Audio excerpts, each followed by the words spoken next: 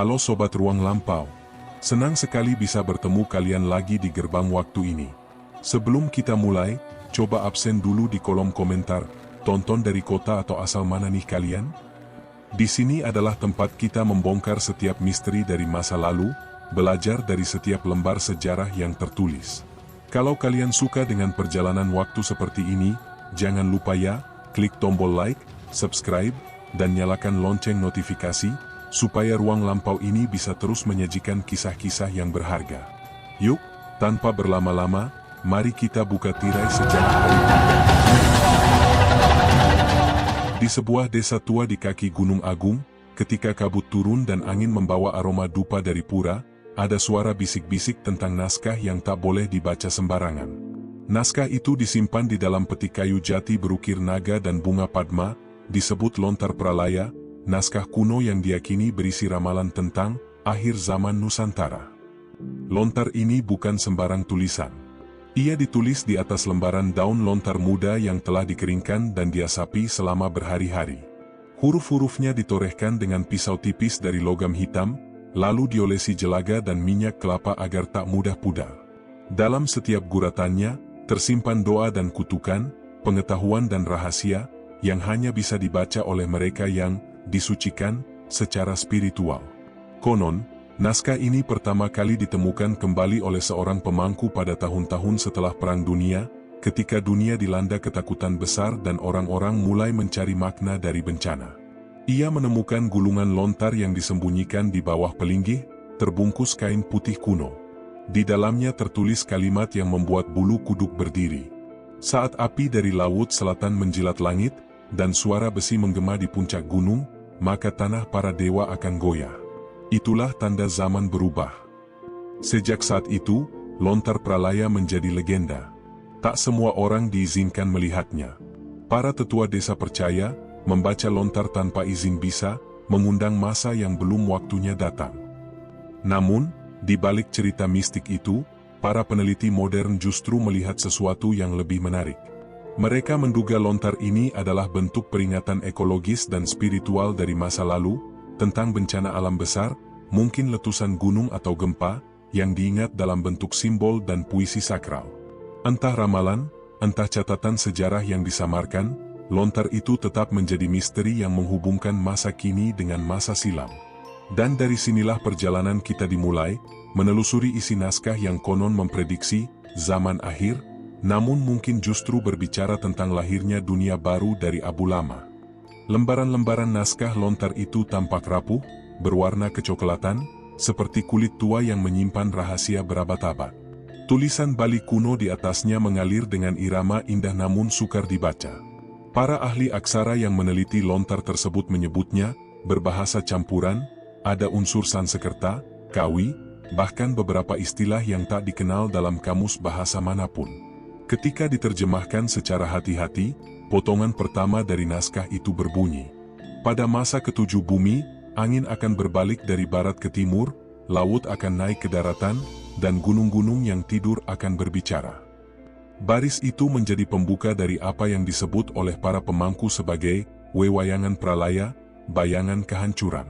Sebagian masyarakat Bali percaya, lontar ini bukan sekadar catatan tentang kiamat global, melainkan peringatan tentang perubahan besar yang akan mengguncang tatanan manusia dan alam. Dalam lembaran berikutnya, terdapat kalimat yang lebih menyeramkan.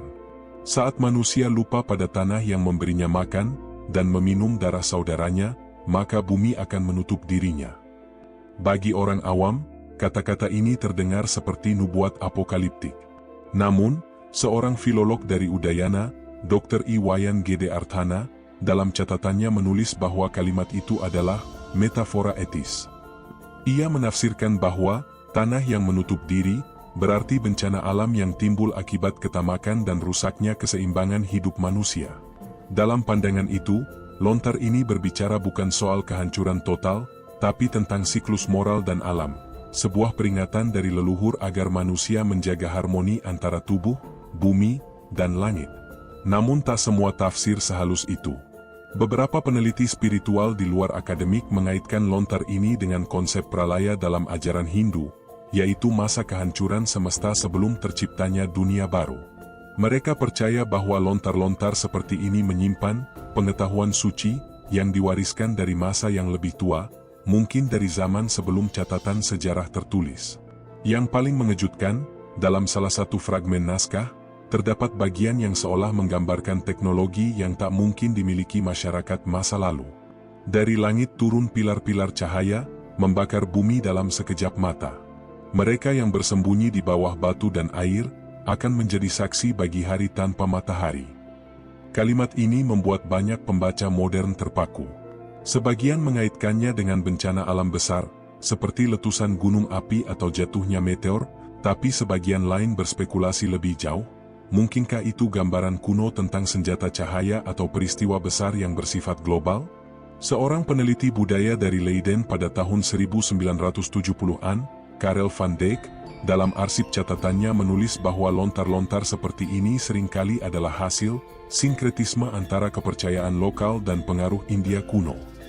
Ia menyebut bahwa ramalan pralaya dalam teks-teks Bali sebenarnya melanjutkan tradisi India purba yang menggambarkan dunia dalam 4 zaman, yuga, dan bahwa Kali Yuga, zaman gelap penuh kerusakan moral, sudah dimulai ribuan tahun lalu. Namun, di antara tafsir akademik dan spiritual itu, para pemangku adat di Bali memandangnya secara berbeda. Bagi mereka, lontar ini bukan ancaman, melainkan peta kesadaran. Ia menggambarkan siklus besar kehidupan manusia dan alam semesta. Tidak ada kiamat, kata seorang pemangku tua di Bangli, yang ada hanya pergantian masa. Setelah gelap, lahir cahaya baru. Setelah pralaya, ada kebangkitan. Menariknya, lontar ini juga mencatat tanda-tanda alam yang dianggap sebagai peringatan. Burung-burung yang pergi dari gunung, air suci yang mengering, dan suara dari dalam bumi yang terdengar di malam hari. Dalam versi terjemahan modern, ada kalimat yang menggugah. Mereka yang masih mampu mendengar nyanyian tanah, akan tahu kapan dunia harus diam. Kalimat itu sering dikutip dalam berbagai diskusi spiritual kontemporer di Bali dan Jawa, bahkan dijadikan mantra meditasi untuk kembali mendengarkan bumi. Seiring waktu, isi lontar ini bukan hanya dipandang sebagai ramalan, tapi juga semacam kode moral ekologis, sebuah peringatan agar manusia menjaga keseimbangan antara teknologi, alam, dan batin. Namun karena gaya bahasanya yang puitis dan penuh simbol, banyak pihak yang menafsirkannya dengan cara yang beragam, dari pesan kosmis, hingga teori konspirasi sejarah. Dan disinilah letak keindahan sekaligus misterinya. Lontar ini berbicara dalam bahasa ganda, antara nubuat dan nasihat, antara ancaman dan harapan. Ia menggambarkan kehancuran bukan sebagai akhir segalanya, melainkan sebagai fase dari kelahiran baru. Sama seperti api yang membakar dupa di pura, setelah nyala padam, yang tersisa bukan kehancuran, tapi aroma yang mengudara, menyebarkan pesan bahwa bahkan dari abu, ada sesuatu yang tetap hidup. Tak ada naskah di Bali yang sepenuhnya bisa dibaca hanya dengan mata. Lontar-lontar seperti pralaya harus dibuka dengan hati, begitu kata para tetua. Karena setiap kata di dalamnya adalah lapisan makna, bukan sekadar kalimat. Ia seperti cermin yang menampakkan hal berbeda bagi setiap orang yang memandangnya. Para ahli filologi membaca lontar ini sebagai teks kuno yang memuat nilai-nilai filsafat Hindu Bali, keseimbangan, karma, dan siklus kehidupan. Namun, bagi para sulinggih dan pemangku adat, ia lebih dari itu, sebuah wahyu leluhur, panduan untuk memahami perubahan zaman dan menjaga harmoni antara alam dan manusia. Dalam lontar pralaya, ada 3 simbol besar yang menjadi inti pesannya, api, laut, dan angin. Api, lambang kehancuran dan pembersihan. Dalam salah satu bagian disebutkan, api akan datang dari timur dan membakar langit, tapi dari abu itu lahirlah bunga emas. Sebagian pembaca awam menafsirkannya sebagai bencana, mungkin letusan gunung atau perang. Namun dalam kosmologi Bali, api bukan sekadar penghancur, melainkan juga penyuci. Api memusnahkan bentuk lama agar ruang tercipta bagi yang baru. Dr. Made Swastika, seorang ahli budaya dari Denpasar, menulis dalam jurnalnya. Lontar ini berbicara tentang proses pralaya bukan sebagai kiamat, tapi sebagai penyucian dunia, masa di mana manusia dipaksa mengingat kembali asalnya. Dengan kata lain, api pralaya adalah lambang krisis besar, sosial, moral, bahkan spiritual, yang justru membuka jalan bagi kebangkitan kesadaran. Laut, lambang kelahiran dan pengetahuan yang dalam. Laut dalam lontar disebut sebagai ibu dari semua kehidupan. Dalam naskah itu tertulis, ketika laut naik dan menelan daratan, manusia akan kehilangan arah, namun arusnya membawa benih zaman baru. Bagi sebagian peneliti, ini bisa dikaitkan dengan ingatan kolektif akan bencana besar prasejarah, seperti banjir purba yang menenggelamkan sebagian Nusantara. Tapi bagi pemangku spiritual, kalimat itu lebih bermakna batiniah, gelombang kesadaran yang menelan keangkuhan manusia. Laut menelan agar manusia belajar rendah hati, karena hanya dengan tenggelam, manusia bisa mengenal kedalaman. Dalam filosofi Bali, laut bukan hanya batas dunia, tapi juga pintu menuju kesadaran tertinggi, tempat roh kembali setelah perjalanan panjang di bumi. Angin, lambang perubahan dan pesan leluhur. Angin sering disebut sebagai napas para dewa. Dalam naskah tertulis, ketika angin berubah arah tanpa tanda, dengarkanlah suara yang datang dari tanahmu sendiri. Simbol ini menarik perhatian banyak peneliti modern. Bagi sebagian, angin yang berubah arah bisa berarti perubahan zaman, bahkan pergeseran kekuasaan atau peradaban. Namun, bagi pemangku adat, kalimat itu berarti kembali pada jati diri Nusantara. Saat dunia luar membawa badai pengaruh dan nilai asing, mendengarkan suara tanah, berarti kembali pada kearifan lokal, Trihita Karana, keseimbangan antara manusia, alam, dan Tuhan. Simbolisme dalam lontar ini membuatnya nyaris mustahil ditafsir tunggal. Setiap pembaca membawa kunci berbeda. Seorang ilmuwan akan melihat data sejarah, seorang rohaniawan akan mendengar pesan spiritual, sementara rakyat desa akan memandangnya sebagai pengingat moral. Namun menariknya, di antara semua tafsir itu, muncul satu benang merah yang sama. Lontar ini tidak bicara tentang akhir dunia, tetapi akhir kesadaran lama. Ia seolah berbisik, bahwa kehancuran yang ditakuti manusia hanyalah pintu menuju kelahiran kembali. Dalam satu baris puitis tertulis, saat dunia bergetar dan waktu berhenti, mereka yang bertahan bukan yang terkuat, tapi yang mengingat doa pertama. Baris itu dianggap sebagai inti ajaran lontar pralaya, bahwa yang menyelamatkan manusia bukan kekuatan, melainkan kesadaran spiritual, ingatan akan asal mula dan hubungan dengan alam semesta. Seorang sejarawan budaya, Profesor Haji Sutawan, dalam seminar Warisan Naskah Lontar dan Filsafat Nusantara, 2016, menegaskan, lontar-lontar ini adalah cara leluhur menulis sains dan etika dalam bahasa simbol. Jika dibaca dengan kacamata modern, kita hanya melihat ramalan. Tapi bila dibaca dengan jiwa, kita menemukan panduan hidup. Dan disitulah daya hidup lontar pralaya, ia berbicara melampaui zaman. Setiap bencana, perang, atau krisis yang terjadi, membuat orang kembali membuka lembarannya, bukan untuk menakut-nakuti, tapi untuk mencari makna. Seolah naskah itu berbisik kepada setiap generasi. Bumi tidak marah. Ia hanya mengingatkan. Sebuah pesan sederhana, namun mengguncang, bahwa mungkin, yang disebut, zaman kiamat, bukanlah akhir dunia, melainkan akhir manusia yang lupa siapa dirinya. Bagi masyarakat Bali, lontar bukan sekadar lembaran daun yang ditulis tinta dan jelaga. Ia adalah nadi kebijaksanaan, penghubung antara masa lalu dan masa kini. Di dalam setiap goresan huruf aksara Bali kuno, tersimpan doa, mantra, bahkan petunjuk hidup. Dan di antara ribuan naskah lontar yang diwariskan turun-temurun, naskah bertema pralaya, tentang kehancuran dan kebangkitan dunia, menempati posisi paling sakral sekaligus paling misterius. Setiap desa adat di Bali memiliki tempat penyimpanan lontar yang disebut gedong lontar. Ruangannya tertutup, dijaga oleh seorang pemangku, dan hanya dibuka pada hari-hari tertentu, ketika upacara besar digelar. Pintu-pintu kayu jati itu seolah menjaga rahasia ribuan tahun. Naskah kedokteran tradisional, filsafat Hindu, ajaran yoga, astrologi, dan tentu saja, naskah tentang zaman pralaya. Menurut I Gusti Ngurah Made Swardana, peneliti lontar dari Universitas Udayana, setiap lontar spiritual harus diperlakukan seperti makhluk hidup. Ia disucikan dengan asap dupa, diolesi minyak kemiri agar tidak kering, dan dibacakan mantra sebelum disentuh. Karena lontar bukan benda mati, Ujarnya, ia adalah wadah energi leluhur. Bila dibuka dengan niat yang salah, naskah itu bisa menutup dirinya dari pembaca. Mitos ini bukan sekadar kepercayaan rakyat. Banyak peneliti luar negeri yang mencatat pengalaman aneh ketika mencoba mempelajari naskah-naskah kuno Bali. Salah satu catatan datang dari R.C. Stuart Fox, seorang antropolog Australia yang menulis tentang ritual lontar pada tahun 1980-an.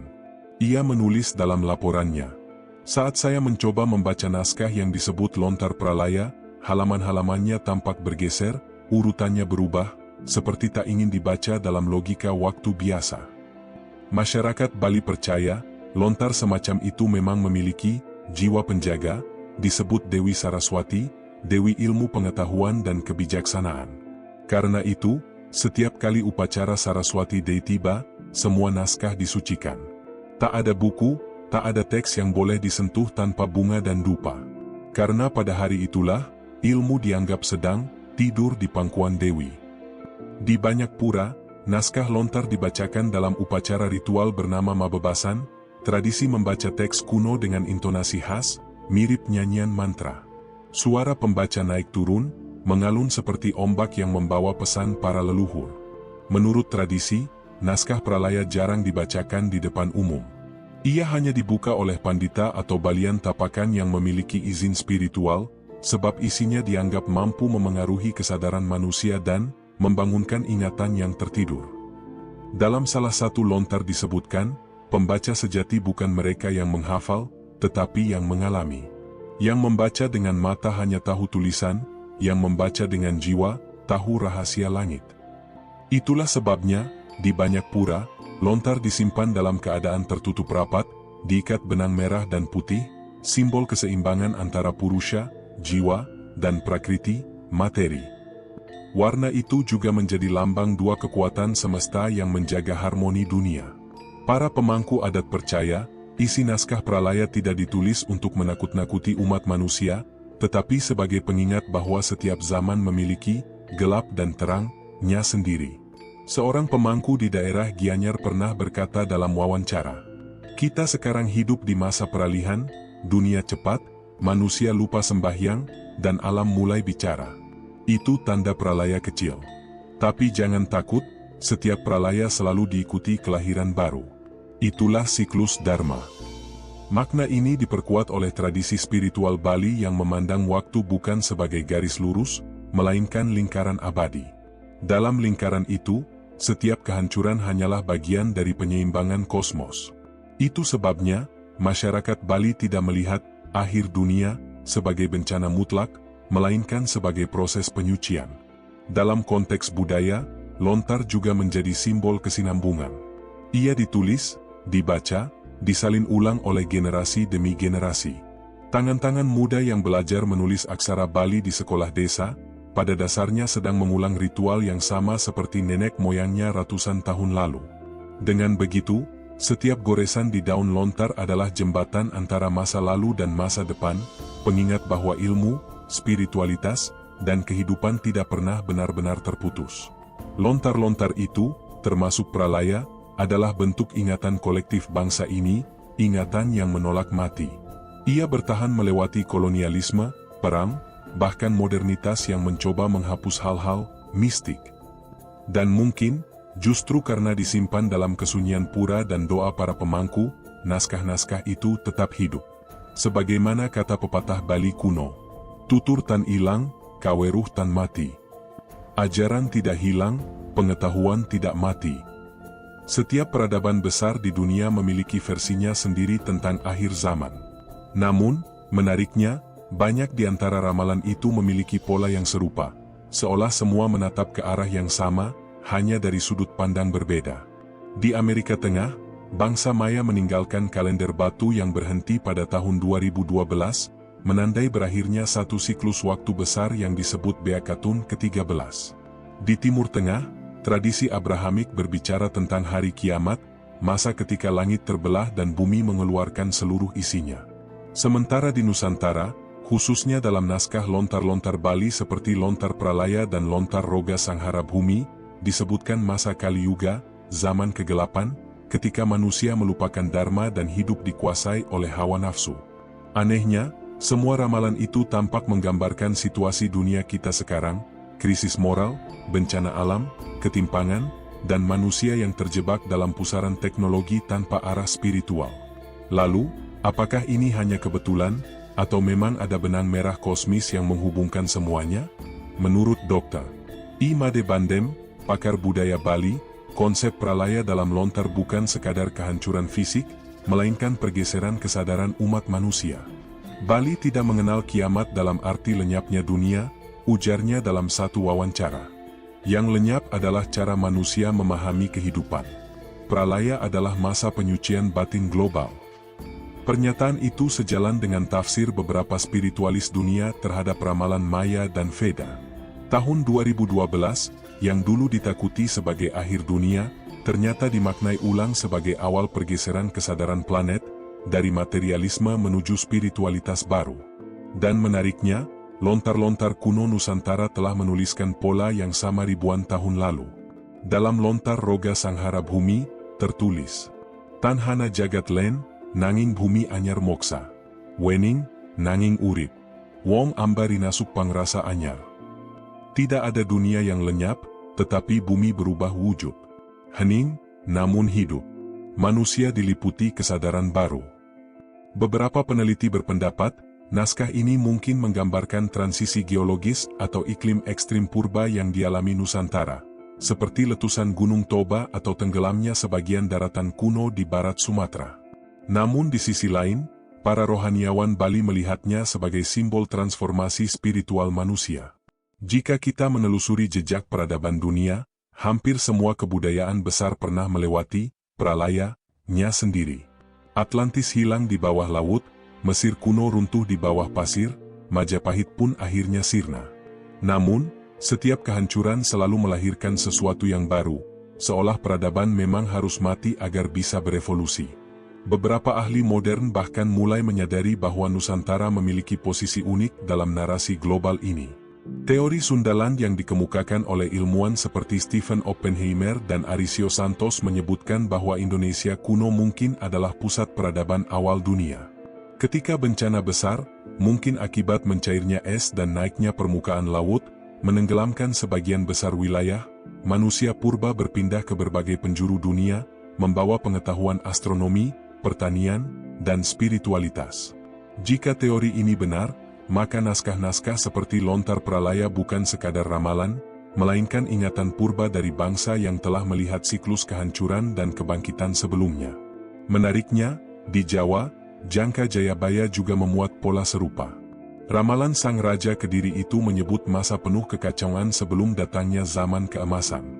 Tan keno kinira, tan keno kinaya ngapa. Wong cilik menang, wong gede kalah.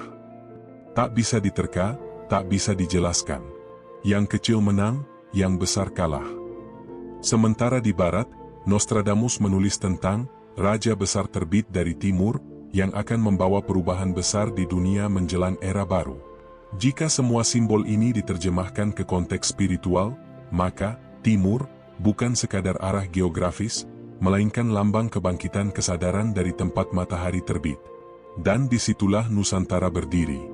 Bali, dengan lontar-lontarnya, bukan hanya pusat wisata spiritual, tetapi juga penjaga memori kosmik timur. Naskah-naskah kuno yang ditulis di atas daun lontar itu seolah menjadi serpihan puzzle dari sejarah global yang hilang.